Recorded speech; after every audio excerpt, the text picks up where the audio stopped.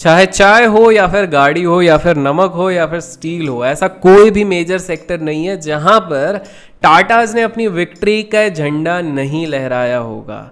रिलायंस, आदित्य बिरला जैसी भी बड़ी बड़ी कंपनीज टाटा ग्रुप के स्केल को मैच नहीं कर पाती। और आज इस वीडियो में हम जानेंगे वो 7 inspiring things about the legendary Ratan Tata ji. End में हम ये भी जानेंगे कि क्यों despite being the richest person और 150 ईयर्स से भी ज्यादा जो पूरे टाटा ग्रुप की लेगेसी चलती है, क्यों रतन टाटा जी रिचेस्ट व्यक्ति नहीं है। और आज मैं ज्यादा ना टेक्निकल फंडामेंटल वाली चीजें टच नहीं करूंगा। तो चलिए वड़ा पाव खाते हुए शुरू करते हैं आज का ये वीडियो। क्या आपको पता है हमारे देश का पहला एयरलाइन भी टाटास लेकर आए थे, और इवन द फर्स्ट होटल जो कि है होटल ताज, वो भी टाटास ही लेकर आए थे। वही टाटास जिन्होंने नींव रखी थी बिजनेस की bye starting a cotton mill. पर आज मैं स्पेसिफिकली बात करने वाला हूं द लेजेंड रतन टाटा जी की, जिन्होंने टाटा ग्रुप को ऑलमोस्ट 70 गुना से भी ज्यादा बढ़ा दिया था अपने लीडरशिप टेन्योर में, 70 टाइम्स। जी हाँ।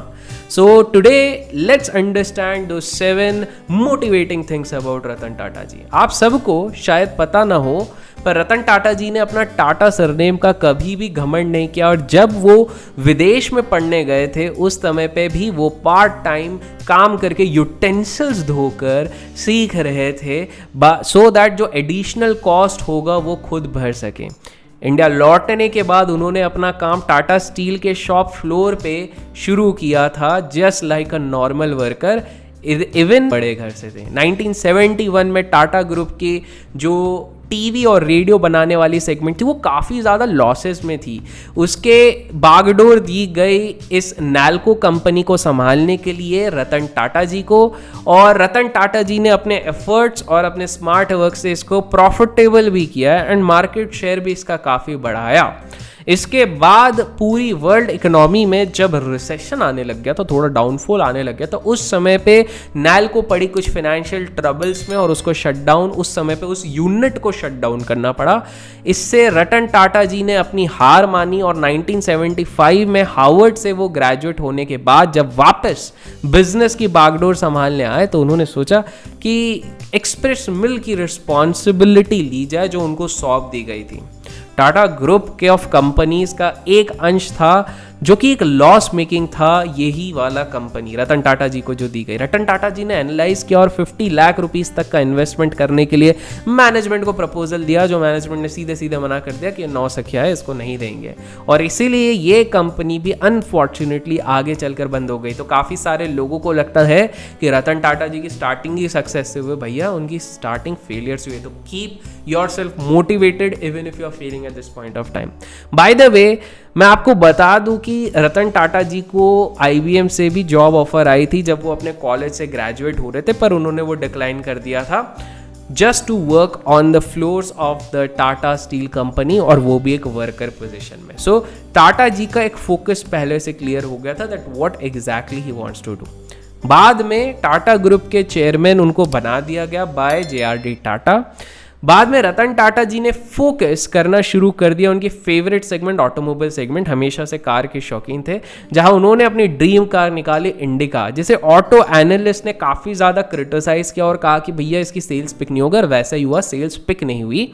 एंड इनफैक्ट ये एफर्ट भी उनका फेल हो गया। काफ़ी लोगों ने ये फेलियर देखकर रतन टाटा जी को कहा कि आपसे नहीं हो पाएगा, आप किसी और को अपना ऑटोमोबाइल सेगमेंट बेच दो। अपनी फेलियर देख के रतन टाटा जी भी थोड़ा लो फील कर रहे थे और उनको भी यही बात सही लगी कि यार ऑटोमोबाइल अपन से नहीं होगा, बेच देते हैं। और वो चले गए विदेश में फोर्ड कंपनी के पास अपना प्रपोजल लेके।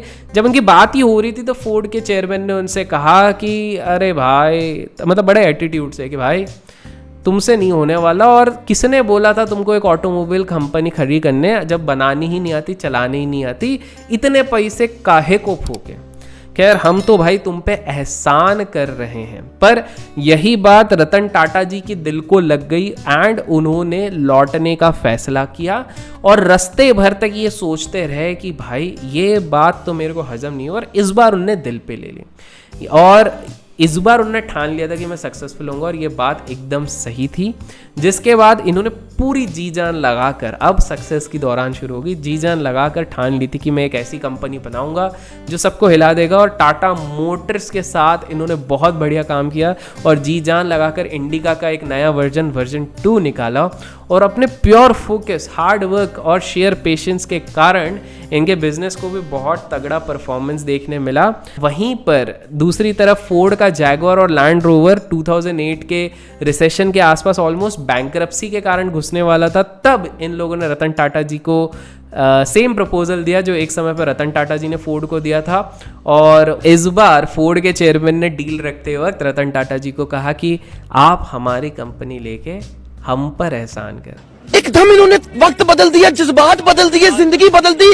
सो देख रहे हैं किस तरह life goes in a circle. Ratan Tata ji के दृढ़ निश्चय ने ये चीज़ बता दिया कि किस तरह से आप अपने हार्डवर्क और फोकस से पास आप पलट सकते हो। वैसे मैं आपको बता दूं कि रतन टाटा जी का एक काफ़ी ज़्यादा मॉडर्न आउटलुक भी रहा है। इसी चक्कर में वो और भी मोटिवेशनल है, because he understands that the future belongs to promising startups.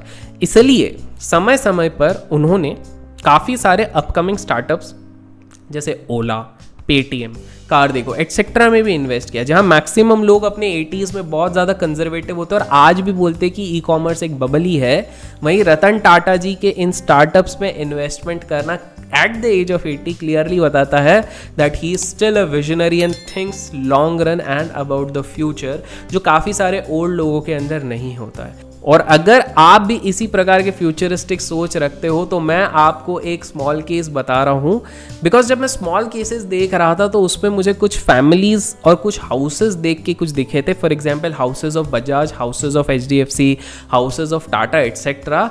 और मैंने देखा कि इनके हाउसेस ऑफ टाटाज वाला स्मॉल केस बहुत ही सही था। मैंने उसको जब रिव्यू किया तो मुझे दिखा कि भाई रिटर्न वाइज इसने लास्ट 8 मंथ्स में 61.92% का रिटर्न दिया है, जो कि बाकी सारे हाउसेस को भी बीट कर रहा है। इसका प्राइम रीजन यह है, इसका जो प्रोडक्ट मिक्स है, स्टॉक मिक्स है ना, वो बहुत ही प्यारा है और हर सेक्टर से इसने कुछ ना कुछ किया हुआ है। राइट फ्रॉम पावर जनरेशन ले लो, सॉफ्टवेयर सर्विसेज ले लो, या फिर ऑटोमोबाइल ले लो, या केमिकल ले लो, हर चीज़ है। इस स्मॉल केस में ना मुझे ज़्यादा सेफ्टी कुशन भी दिखती है, बिकॉज यहाँ पर लार्ज कैप और मिड कैप का बहुत वेटेज है, करीब करीब 58.23% का। वहीं पर इधर स्मॉल कैप मिसिंग है, that it self is showing that यार ये एक हमको कुशन दे रहा है, बिकॉज बाकी 41% मिड कैप्स को दे रहा है। तो अगर आप भी टाटाज की इस जर्नी की एक पार्ट बनना चाहते हैं, इस वंडरफुल जर्नी का, तो मैं लिंक डिस्क्रिप्शन में डाल दूंगा। Go ahead and check out house of Tatas का स्मॉल केस। सो नेक्स्ट जो चीज़ है दोस्तों, वैसे मैं यहाँ पर एक बाइस्ड व्यू नहीं देना चाहता कि रतन टाटा जी बहुत ही मॉडेस्ट फैमिली से आए थे, बहुत ही छोटी फैमिली आए से, बिकॉज मुझे समझ में नहीं आता कि कुछ लोग मोटिवेशन एंड ऑप्टिमिज्म के नाम पर सच सुनना ही नहीं पसंद करते हैं और कोई सच बोल देते उसको नेगेटिव इंसान, नेगेटिव करार दिया जाता है।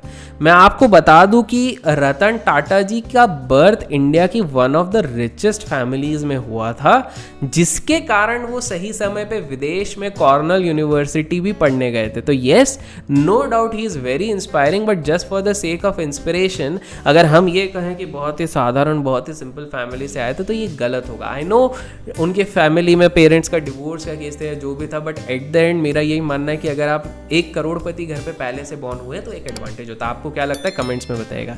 एनीवेज, बाद में रतन टाटा जी ने दुनिया की सबसे बड़ी टी बैग्स बनाने वाली कंपनी टेटली को भी खरीद लिया, and this shows how he kept on acquiring. Corus को कर लिया, काफ़ी सारी कंपनीज को वो बैक टू बैक एक्वायर करते रहे और टाटा का एम्पायर बहुत बड़ा बना लिया। गर्व की बात यह भी है कि रतन टाटा जी के नाम पर हार्वर्ड में एक बिल्डिंग भी है। जी हाँ, 2010 में रतन टाटा जी ने करीब करीब $50 मिलियन से भी ज़्यादा का डोनेशन किया था for Harvard executive centre, because वो अपने आल्मा मैटर या फिर बोल सकते हैं जिस कॉलेज से उनने ग्रेजुएशन करी थी उसको वो रिस्पेक्ट देना चाहते थे। इसके बाद हार्वर्ड ने उस बिल्डिंग का नाम रख दिया था टाटा हॉल। कुछ भी कहो, विश्व की इतनी बड़ी इंस्टीट्यूशन में हमारे टाटा जी का नाम itself is a very proud moment for all of us। बहुत गर्व की बात है, बिकॉज आने वाली सारी पीढ़ियाँ अक्रॉस द ग्लोब उस नाम को याद रखेंगी। हालांकि दुनिया की सभी यूनिवर्सिटीज़ लाइक एम्स्टर्डम यूनिवर्सिटीज़, बड़ी बड़ी एशियन यूनिवर्सिटी एक्सेट्रा, इन्होंने सबने इनको अवार्ड दिया हुआ है इनके रिमार्केबल होने के कारण। बट इसके साथ हमारे देश के मतलब रिपब्लिक इंडिया के ये पहले व्यक्ति हैं जिनको नाइटहुड अवार्ड से भी सम्मानित किया गया था। ये उन्हें यूके और इंडिया के बीच में अच्छे रिलेशनशिप बनाने के लिए, उनके योगदान के लिए दिया गया था। और भाई साहब, इज्जत से बड़ी दौलत और कोई नहीं होती, हमेशा याद रखिए। अब सवाल उठता है कि इतना कुछ हासिल करने के बाद और कमाने के बाद भी रतन टाटा सर रिचेस्ट व्यक्ति ऑफ आवर कंट्री क्यों नहीं है? वेल, वो इसलिए नहीं है बिकॉज टाटास की 66% इनकम चैरिटी के काम में जाती है, और यही मुझे पर्सनली इंस्पायर भी करती है। जब लोग मुझसे पूछते हैं कि भाई इतना कमा के क्या करोगे, इतना क्यों कमा रहे हो, क्यों इतने सबको बोलते हो सब मल्टीपल सोर्सेज ऑफ इनकम रखे, तो मैं आपको बता दूं कि बड़ी बड़ी चैरिटी करने के लिए भी आपको एट द एंड पैसे ही चाहिए रहते हैं। और जितनी फिलैंथ्रोपी मैं खुद कुछ लास्ट सालों से करता आया हूँ, अगर मुझे उससे 100 गुना बढ़ाना है तो ऑब्वियस सी बात है कि मुझे अपने सोर्सेज बढ़ाने पड़ेंगे और आपको भी बढ़ाने पड़ेंगे। इसलिए रतन टाटा सर से हमें ये ज़रूर इंस्पायरिंग और सीखने मिलता है कि पर्पस आपको जो एक एम्पायर बिल्ड करने का है या फिर बहुत सारा पैसा बनाने का, वो हमेशा वर्ल्ड का रिचेस्ट बनने के लिए नहीं होना चाहिए, वो उससे भी किसी बड़े पर्पस के लिए होना चाहिए, और वो होता है to become the biggest giver to the poor when you are alive. आप गरीबों को दान कीजिए। नेक्स्ट, रतन टाटा जी, फाइनल जो पॉइंट है, रतन टाटा जी अपनी वैल्यूज अपनी एम्प्लॉयज़ में भी ट्रांसफ़र करते हैं, और इस बात की गवाही देता है जब होटल ताज में टेररिस्ट ने अटैक किया था, तब टाटास के एम्प्लॉयज़ अपनी जान की बाजी लगाकर बाकी सारे लोगों को सेव करने आ रहे थे जो उस समय पे होटल में थे। ऐसा आपको रेयरली किसी कंपनी में कल्चर में दिखेगा, जहां मोस्टली सब केवल अपने प्रमोशंस और पावर के लिए आते हैं, वहीं पर, और पैसे के लिए, वहीं पे रतन टाटा जी के लोग अपनी जान पर खेल जाते हैं। इतना ही नहीं, रतन टाटा जी ने जितने लोगों की दुर्भाग्यवश मृत्यु हुई थी ताज के पास अटैक के दौरान, वो भले ही एम्प्लॉयज़ भी नहीं थे तो भी उनकी फैमिलीज़ को उनने पे किया, उनको हेल्प किया। इससे बड़ा दिल मेरे हिसाब से एंटरप्रेन्योरशिप में बहुत कम लोगों का होता है। मैं नहीं कहता हूँ किसी का नहीं होता, बहुत कम लोगों को होता है। बाय द वे, जाते जाते मैं आपको एक बोनस बता देता हूँ कि रतन टाटा जी ने शादी नहीं करी, 4 बार होते होते रह गए, और उसका रीज़न सबसे मेन तो ये था कि वो जब यूएस में थे तब उन्हें एक लड़की से प्रेम हो गया था। उनकी पढ़ाई के बाद वो इंडिया लौट आए, किंतु बिकॉज उस समय पे इंडिया और चाइना के बीच में जंग छिड़ी हुई थी, इसलिए उनकी प्रेमिका के फैमिली वालों ने उनको जाने से रोक दिया लड़की को, और लड़की की किसी और से शादी हो गई, और तब से रतन टाटा जी सिंगल रहे और उन्होंने सारा प्रेम अपनी कंपनी, अपने देश और देशवासियों को दे दिया। वैसे बड़ी अजीब बात है, जितने लोग भी टॉप पे पहुंचते हैं उनकी लव लाइफ में कुछ ना कुछ तो लोचा होता है। मतलब उनके बचपन के प्यार में कुछ तो इशू। लास्ट वीडियो जब हमने वॉरेन बफेट सर की बात करी, उनको भी उनका बचपन का प्यार नहीं मिला था। इसी केस में भी रतन टाटा सर के केस में भी सेम था। दोस्तों, आशा करता हूँ आज के इस वीडियो से आप सभी इंस्पायर ज़रूर हुए होंगे, और कमेंट्स में ज़रूर बताइएगा कि रतन टाटा जी की कौन सी बात है जो आपको सबसे ज़्यादा प्रभावित करती है। और आप अगर चाहते हो कि मैं धीरे धीरे करके इस तरह बहुत सारे बीच बीच में इंस्पिरेशनल स्टोरीज भी लाऊं ताकि आप लोग बूस्टेड अप रहें, तो मेक श्योर इस वीडियो को जितना ज़्यादा हो सके आप लाइक कीजिए। Till then, keep learning, keep growing, keep investing and keep trading.